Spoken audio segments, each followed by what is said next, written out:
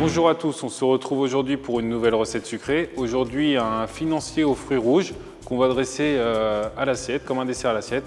Alors après, si vous voulez, vous pourrez juste faire la partie gâteau de voyage et avoir un très bon biscuit, un très bon financier.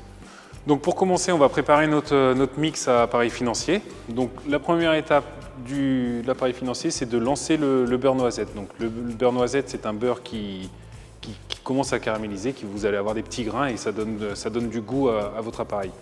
Donc je vais commencer par clarifier mes œufs. Donc je récupère le blanc. Donc pensez bien à garder les jaunes. Demain vous avez une mayonnaise à faire, un crémeux. Voilà, il n'y a rien qui se perd dans l'œuf. On utilise des œufs bio, nous de préférence. Donc on a nos blancs. On va venir ajouter notre sucre glace. Donc on mélange bien, pas hésiter à bien fouetter énergiquement. Derrière, on va venir avec notre farine. Et on va venir finir par notre poudre d'amande. Donc vous voyez, on obtient une texture très liquide. Donc ensuite, après notre beurre noisette, on va venir mettre un petit peu de vanille. Donc ma gousse de vanille, je vais la couper en deux. Je vais mettre une partie de ma gousse dans mon appareil à financier et je vais garder l'autre moitié pour le crémeux qu'on fera après. Petite astuce, vous pouvez couper votre petite gousse comme ça et récupérer un petit peu comme ceci. Vous coupez comme ceci, finement. On va les mettre à sécher, ça nous servira de déco pour le dessert. Un petit peu de vanille sur le dessert. Donc voici, on a bien notre beurre noisette avec les petits grains bien colorés. Donc ça donne beaucoup de goût à l'appareil. Voilà, je vais le couler sur mon mix. Voilà, vous sentez bien l'odeur du beurre noisette, là, c'est très agréable. Donc voilà, notre mix est prêt. Vous le réservez au frigo, 4-5 heures. Et ensuite, on va le couler en moule et le mettre en cuisson. Donc notre appareil a pris le froid. Je l'ai mis en poche sous vide, poche pâtissière. Si vous n'avez pas de poche à la maison, un petit sac congélateur, ça fait l'affaire. Donc je viens le couper. Je garnis mon moule. Donc moi j'ai un moule en carré. Si vous avez des petits moules ronds, si vous avez que des gros moules, on pourra couper des tranches. Voilà, le moule c'est vraiment l'aspect, ça change rien. Faites avec ce que vous avez. Et si vous voulez en acheter un, ça se trouve dans les magasins spécialisés en pâtisserie. Donc je viens garnir mon moule à la moitié parce que ça a tendance à gonfler un petit peu.